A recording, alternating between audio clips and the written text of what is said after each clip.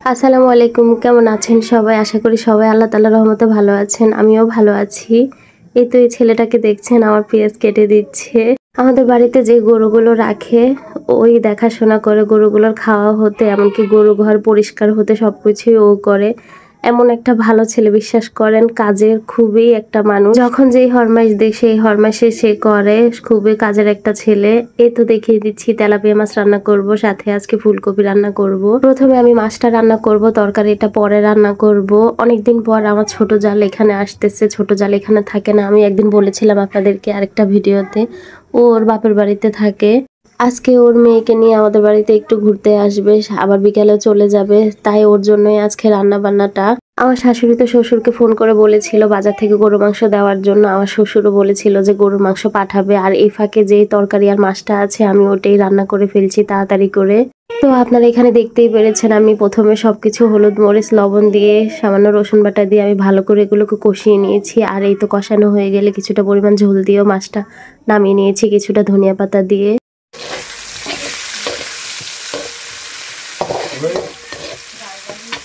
দেখতেই পাচ্ছেন একই কড়াইতে এখন আমি তরকারিটা বসিয়ে দেব।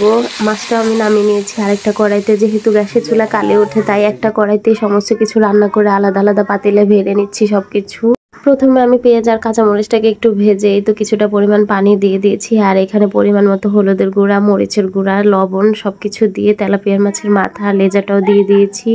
হালকা নাড়াচাড়া দিয়ে তো ঢাকনাটা দিয়ে ঢেকে দেবো। কিছুক্ষণ পর ঢাকনাটা উঠিয়ে তো দেখতেই পাচ্ছেন আমি মাছের কাঁটাগুলোকে আলাদা করে নিয়েছি আর মাছের মাথা দুটোকেও আমি উঠিয়ে নিয়েছি। ফুলকপিগুলোকে এখানে দিয়ে দিয়েছি আর ভালো করে একটু নাড়াচাড়া দিয়ে ঢাকনাটা এখন ঢেকে দেবো। কিছুক্ষণ পরে এই তো ঢাকনাটা উল্টে আবারও ফুলকপিগুলোকে একটু নেড়ে চেড়ে দিচ্ছি। আর এখানে আমি একটা টমেটো কেটে টমেটো দিয়ে দিয়েছি তরকারির সাথে। আবারও ঢাকনাটা দিয়ে দিচ্ছি ভালো করে ফুলকপিটা হওয়ার জন্য। এই তো এখানে পরিমাণ মতো আমি ঝোলও দিয়ে দিয়েছি। ফুলকপিটা ভালো মতো কষানো হয়ে গেলে ঝোলটা দিয়ে এই তো মাছের মাথাগুলো দিয়ে দিয়েছি, ঢাকনাটাও দিয়ে দিলাম আবার। আর এই ফাঁকে এই তো আমার শ্বশুর বাজার থেকে কত কিছু নিয়ে দিয়েছে দেখুন আপনারা। এখানে ছিল সিম, এই তো লোট্টা মাছ, সাথে কিছুটা টাকি মাছও নিয়ে দিয়েছে। টাকি মাছগুলো একদমই তাজা ছিল। আমি বারবার তো পলিথিনটা নাড়িয়ে দেখছিলাম মাছগুলো নড়ে কিনা। আর এই তো বলেছিলাম না ছোট যা আসবে, এজন্য গরু গোস্ত নিয়ে দিয়েছে, সাথে রসুনও নিয়ে দিয়েছে, রসুন ছিল না ঘরে। আর এই ফাঁকে এই তো তরকারিটা হয়ে গেলে আমি আরেকটা কড়াইতে ঢেলে নিয়েছি। এখন তরকারিটা বাগার দিব বলে আমি পেঁয়াজটাকেও বাগার দিয়েছি তরকারির মধ্যে। আর এই তো দেখতে পাচ্ছেন গরুর মাংসগুলো ধুয়ে এনেছে। গরুর মাংসগুলো দেখতে কি তাজা লাগছে।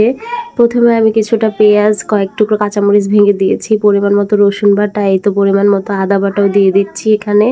হাতটা ধুয়ে কিছুটা পরিমাণ আমি পানিও দিয়ে দিচ্ছি এখানে। এখন আমি এক এক করে সমস্ত মশলা দিয়ে দেব। এই তো এখানে লবণ দিয়েছি 4 চামচ, সাথে হলুদের গুঁড়াও দিয়েছি আমি 4 চামচ। আপনারা কে কিভাবে মাংস রান্না করে থাকেন আমি জানি না। আমি যেভাবে রান্না করি ঠিক সেইভাবে আপনাদের সামনে শেয়ার করার চেষ্টা করি। এই তো দেখতেই পাচ্ছেন হলুদের গুঁড়া দেওয়ার পর এখানে মরিচের গুঁড়া দিয়ে দিয়েছি আমি 7 চামচ। মরিচের গুঁড়া দেওয়ার পরে এই তো জিরার গুঁড়াও দিয়ে দিচ্ছি আমি এখানে 7 চামচ। আর চামচ হিসেবে আমি কোন চামচটার কথা বলে থাকি আমি সবসময় আপনাদেরকে দেখিয়ে দিই। এই তো দেখতেই পাচ্ছেন সেই চামচটা যেহেতু ছোট তাই পরিমাণে হয়তোবা আমি সবসময় একটু বেশিই দেই।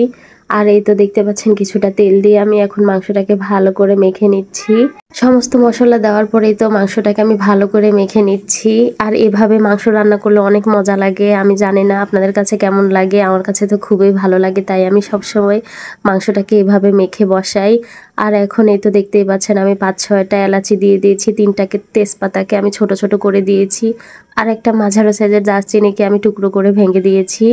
ঢাকনাটা দিয়ে ঢেকে দিয়েছি। আর এই তো কিছুক্ষণ পর ঢাকনাটা উল্টিয়ে মাংসটাকে আবার কিছুটা নাড়াচাড়া দিয়ে নিচ্ছি আমি।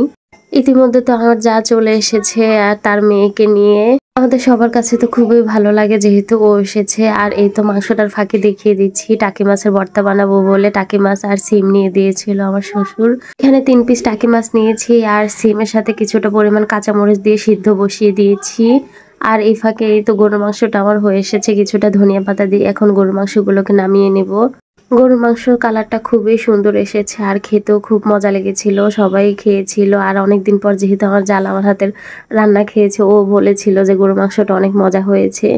এই তো দেখতে পাচ্ছেন আরেকটা পাতিলে আমি এগুলোকে বেড়ে নিয়েছি। আর এই তো এখানে ভর্তা বানাবো বলে টাকি মাছগুলোকে আমি ভাজতে দিয়েছি তেল ছাড়া। এভাবে ভর্তা বানালে খুবই মজা লাগে, একবার হলো ট্রাই করবেন। আর এই তো দেখতে পাচ্ছেন সিমটাও সিদ্ধ হয়ে গেছে, আমি একটা ঝাঁঝে ঢেলে নিয়েছি। ভর্তা বানানোর ভিডিওটা আমি নিতে ভুলে গিয়েছি, তাই আপনাদের দেখাতে পারলাম না। আর এই তো মাছগুলোকে কেটে ধুয়ে পরিষ্কার করে ফ্রিজেও রেখে দিয়েছি। আজকের ভিডিওটি যদি ভালো লেগে থাকে তাহলে সবাই লাইক, কমেন্ট এবং শেয়ার করে যাবেন। ততক্ষণে সবাই ভালো থাকবেন, সুস্থ থাকবেন। আল্লাহ হাফেজ।